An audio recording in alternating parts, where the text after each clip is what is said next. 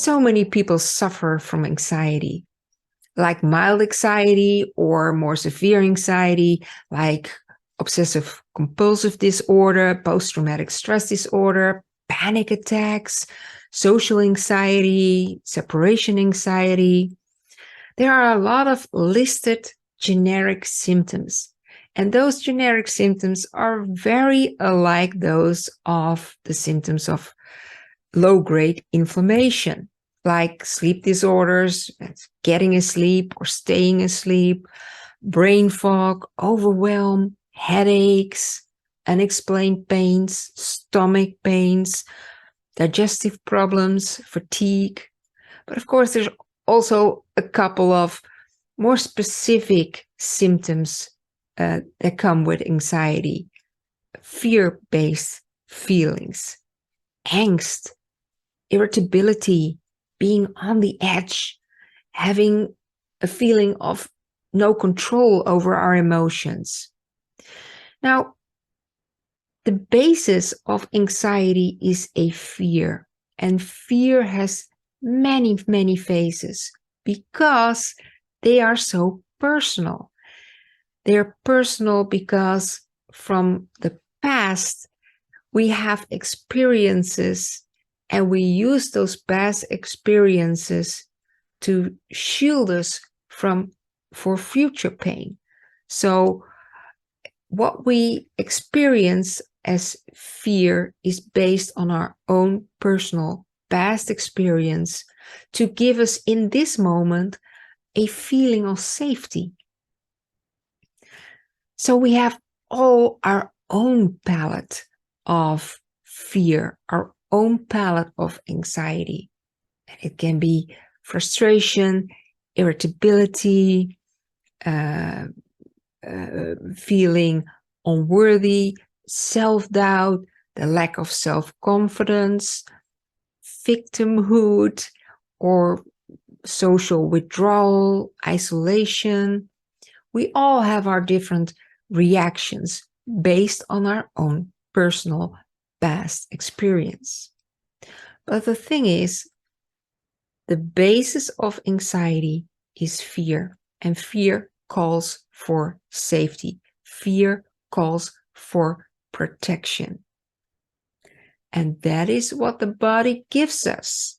With every feeling of fear, with every feeling of anxiety, the body brings us protection in the form of systemic low-grade inflammation.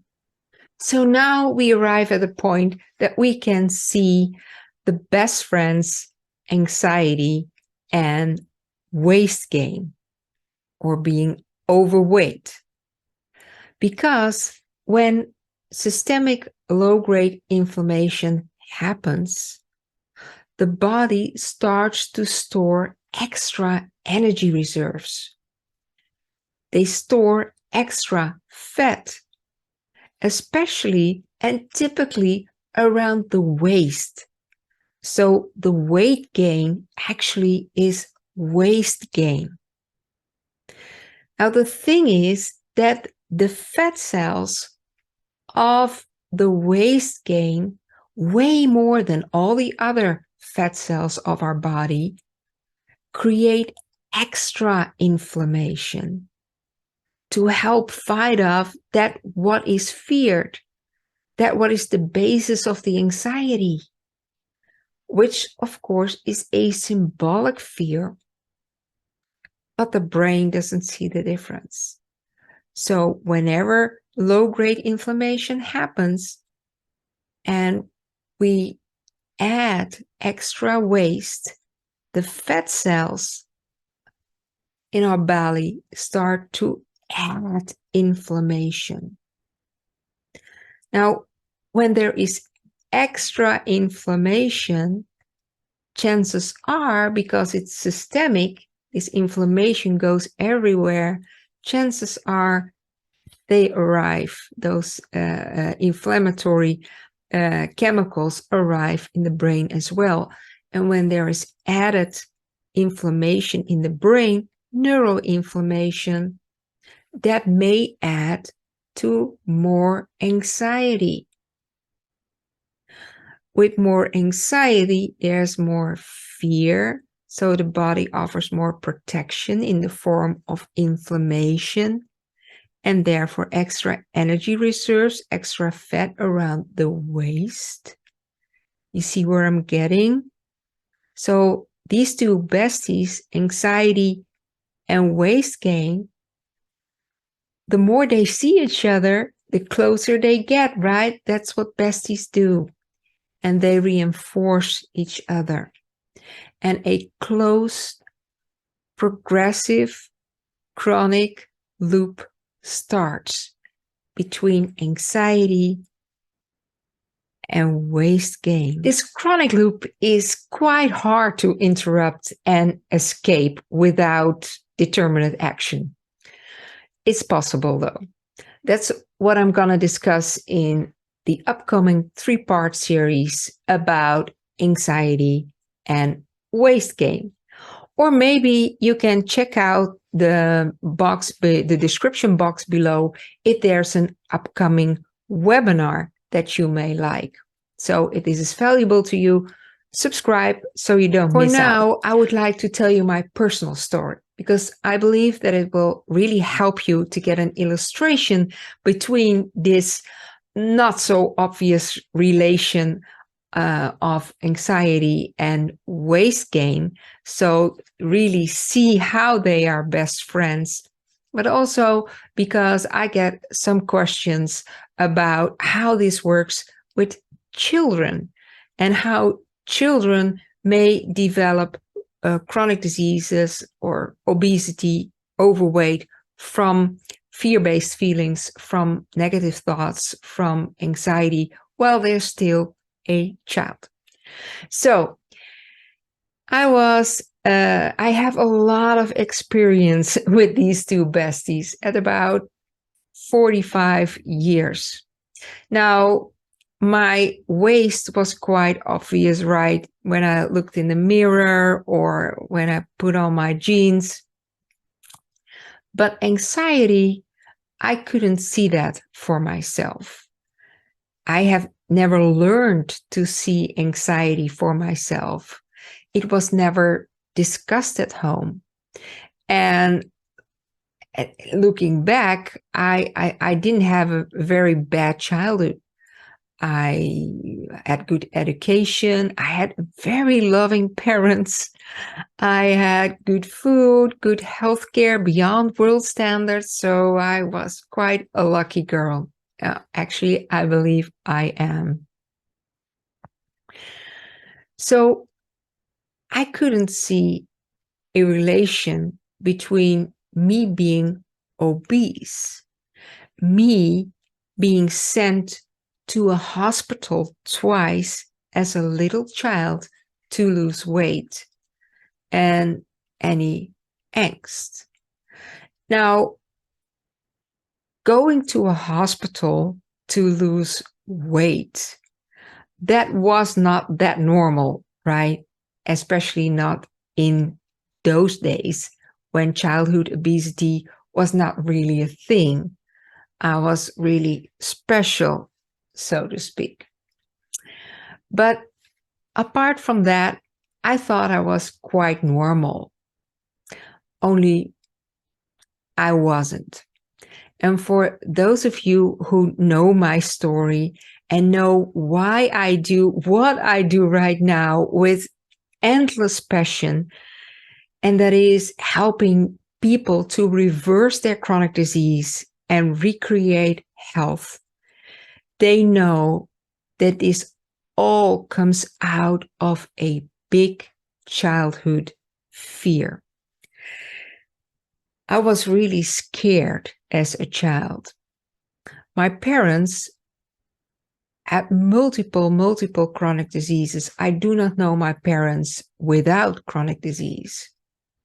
And they told me that chronic disease just comes out of the blue and there's nothing you can do about it. So I was really scared that my parents would get more chronic disease or more severe chronic disease, or that they would die. because some people in our environment, in our social environment, died because of chronic disease. And I was afraid that I would get chronic disease out of the blue. At that time, obesity wasn't assigned as a chronic disease. So at that moment, I wasn't aware, luckily, that I did not have that I had it. But I was really scared to get all those symptoms and all this immobility and all these impediments, all this pain and suffering. And I was afraid to die. And all under the age of 10. So that was the anxiety part. Now the obesity part. So I was overweight and I got in the hospital and got about 600 to 700 calories a day and 2 times of very intense exercise, because in that time, that was the thing to do to lose weight. I did lose weight. Not as much as the doctors would expect, but I did lose weight. But you guessed it, not for long. So the doctors, they couldn't get it. I had to go every month to the doctor because of my weight. And they couldn't get it. And they told my mom and myself that I was getting fat from air. From air. Interesting, right?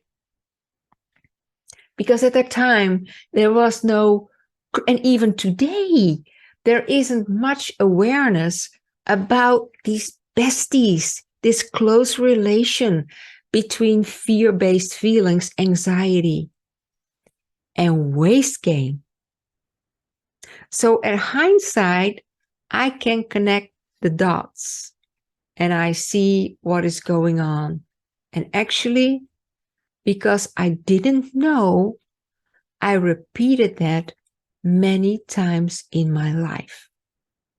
In my 20s, in my 30s, even in my 40s.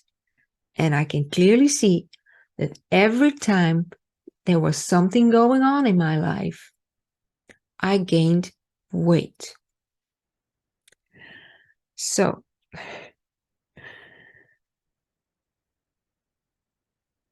I hope this helps you. I hope this not only helps you, but also to give you some more insight in what drives weight gain for other people, for other children. Because on top of my trauma, the fear of chronic disease and the fear of death, I had a lot of trauma being hospitalized. And on top of that, I got a lot of negative emotions because the way I was treated by my social environment, all the negative reactions about my big appearance, even from my own family. So I hope you realize how it works out for people. How I am so lucky that I was only overweight. Of course, I got a lot of other symptoms in my life. But I hope that this helps you see for yourself and for other people and for the other children. So I hope this was valuable to you. And if so, check out the description box below. Maybe there's a nice webinar that you may like. And otherwise, subscribe and stay tuned.